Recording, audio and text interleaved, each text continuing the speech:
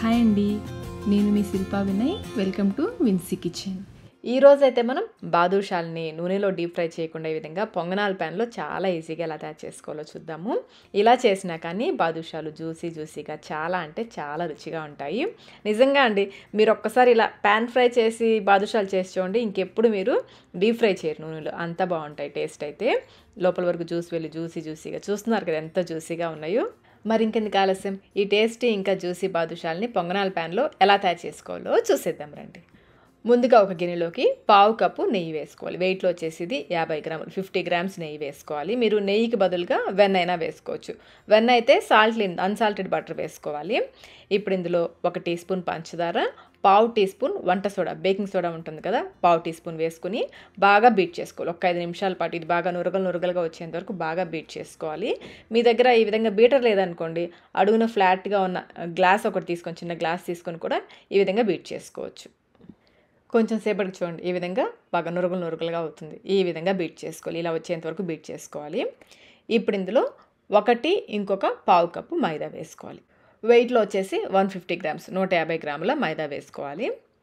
ఈ నెయ్యి అంతా కూడా ఈ పిండికి బాగా పట్టేలాగా కలుపుకోవాలి. బాగా లైట్గా రబ్ చేస్తూ కలుపుకోవాలి. మరి గట్టిగా రబ్ చేయొద్దు, లైట్గా రబ్ చేస్తూ ఈ నెయ్యి అంతా కూడా పిండికి బాగా పట్టేలాగా కలుపుకోవాలి. పిండి చూస్తున్నారు కదా, ఈ విధంగా వచ్చేంత వరకు బాగా కలుపుకోవాలి.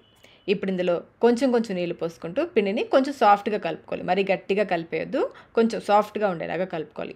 నీళ్ళు ఒకేసారి ఎక్కువ పోసేసుకోవద్దు. కొంచెం పోసుకుంటూ చూసుకుంటూ కలుపుకోవాలి. పిండిని కలిపేటప్పుడు మనం చపాతీ పిండి కలిపినట్లు గట్టిగా ప్రెషర్ ఇచ్చేస్తూ కలిపేయద్దు. లైట్గా మనకి ఇది ముద్ద అయ్యేంత వరకు లైట్గా కలుపుకుంటూ ఉండాలి. పిండి కన్సిస్టెన్సీ చూడండి, ఈ విధంగా కొంచెం సాఫ్ట్గా ఉండాలి. ఈ విధంగా కొంచెం మామూలు రెగ్యులర్ చపాతీ పిండి కలుపుతాం కదా, అలా కాకుండా ఈ విధంగా కొంచెం సాఫ్ట్గా ఉండాలి. ఇలా కలిపేసుకోవాలి. ఇప్పుడు చేతికి కొంచెం నెయ్యి రాసుకుని పిండికి 2 వైపులా పట్టించేసి పిండి ఆరిపోకుండా ఒక బాక్స్లో పెట్టేసి మూత పెట్టేసుకోండి. పిండిని అయితే ఒక అరగంట పాటు నాననివ్వాలి. మూత పెట్టేసి పక్కన పెట్టేసుకోండి. ఈ పిండి నానేలోపు మనం పంచదార పాకం తయారు చేసుకుందాము. స్టవ్ పైన ఒక గిన్నె పెట్టేసుకుని ఇందులో 1 కప్పు పంచదార, ఇందులోనే 1 కప్పు నీళ్లు కూడా పోసి ఫ్లేమ్ని మీడియంలో పెట్టేసి కలుపుకుంటూ పంచదారని కరిగించుకోవాలి.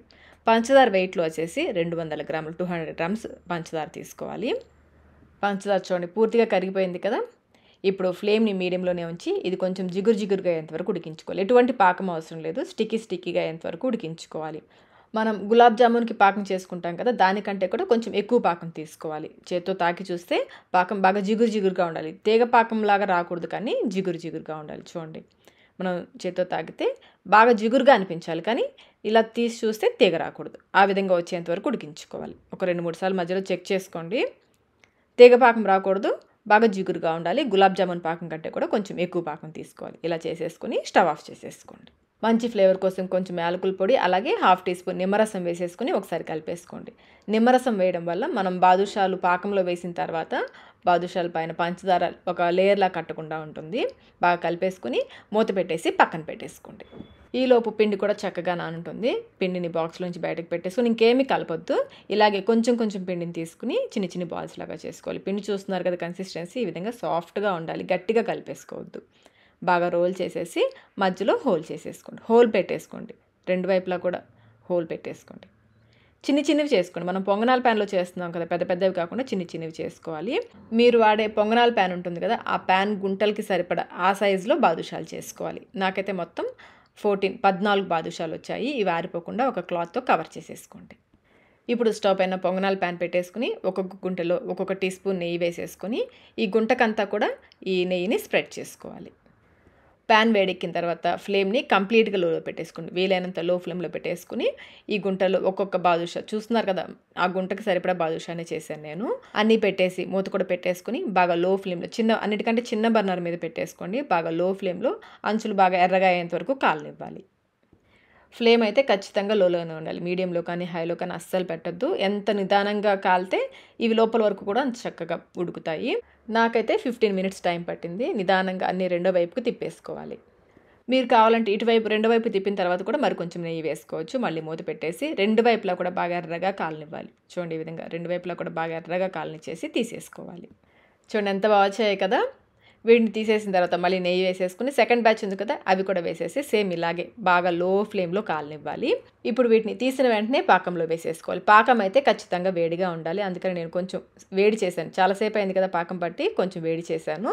ఇందులో నేను ఒక 1/2 టీ స్పూన్ నెయ్యి కూడా వేస్తున్నాను. నెయ్యి వేస్తే బాదుషా టేస్ట్ చాలా బాగుంటుంది. నెయ్యి వేసి ఒకసారి కలిపేసుకొని వేయించుకున్న బాదుషాలు వేసుకోవాలి. బాదుషాలు వేడిగా ఉండాలి, పాకము వేడిగా ఉండాలి. అప్పుడే మనకి ఈ పాకం బాదుషా లోపల వరకు వెళ్తుంది. పాకంలో వేసాక 2-3 సార్లు అటు ఇటు తిప్పేసుకోండి. తిప్పేసి మూత పెట్టేసి ఒక 20 నిమిషాల పాటు ఈ బాదుషాలని బాగా నాననివ్వాలి. మధ్య మధ్యలో అటు ఇటు తిప్పుకుంటూ ఉంటే ఈ బాదుషా లోపల కూడా జ్యూస్ వెళ్తుంది. ఇవి బాగా నానిన తర్వాత పాకంలో నుంచి తీసుకోవాలి. పాకం రాకుండా తీసుకోండి. వీటిని తీసి ఒక ప్లేట్లో పెట్టేసుకోండి. మళ్ళీ నెక్స్ట్ బ్యాచ్ వేసేటప్పుడు పాకం అయితే కొంచెం సేపు వేడి చేసుకోండి. పాకం ఖచ్చితంగా అయితే వేడిగానే ఉండాలి. పాకం మీకు ఎక్కువేమీ అవ్వదండి. సెకండ్ బ్యాచ్ వేసినప్పుడు ఆ పాకం కరెక్ట్గా సరిపోతుంది. ఇంటికి ఎవరైనా గెస్ట్లు వచ్చినప్పుడు ఈ విధంగా ప్లేట్లో పెట్టేసి బాగా సన్నగా కట్ చేసిన పిస్తాతో గార్నిష్ చేసేసి పైనుంచి మరి కొంచెం పాకం వేసి సర్వ్ చేయండి. మీరు చెప్తే కానీ నమ్మరు ఇవి ఆయిల్లో డీప్ ఫ్రై చేయలేదు, ప్యాన్ ఫ్రై చేశారని. అంత బాగుంటాయి జ్యూసీగా. నేను ఫస్ట్ టైం చేసినప్పుడు ఎలా ఉంటాయో, టేస్ట్ ఎలా ఉంటాయో అనుకుంటూ చేశానండి. అసలు నిజంగా నాకు డీప్ ఫ్రై చేసిన వాటికంటే కూడా ఇలా పొంగనాల ప్యాన్లో చేసిన బాదుషాలే ఇంకా నచ్చాయి. నేనైతే మల్టీగ్రెయిన్ పిండితో చేశాను ఫస్ట్ టైం. మల్టీగ్రెయిన్ పిండితో కూడా చాలా బాగున్నాయి. మైదా వద్దనుకున్న వాళ్ళు మల్టీగ్రెయిన్ పిండి కానీ గోధుమ పిండితో కానీ చేసుకోవచ్చు. చూస్తున్నారు కదా ఎంత జ్యూసీగా ఉన్నాయో. ఆ లోపలంతా కూడా సాఫ్ట్గా, పైన క్రిస్పీగా చాలా అంటే చాలా బాగుంటాయి. తప్పకుండా ట్రై చేయండి. ట్రై చేసి మీకు టేస్ట్ ఎలా అనిపించిందో మాకు కమెంట్ రూపంలో తెలియచేయండి. వీడియో నచ్చినట్లయితే లైక్ చేయండి. మీ ఫ్రెండ్స్కి, ఫ్యామిలీ మెంబర్స్కి షేర్ చేయండి. ఇలాంటి మరిన్ని రెసిపీస్ కోసం మన ఛానల్ని సబ్స్క్రైబ్ కూడా చేసుకోండి. Thank you.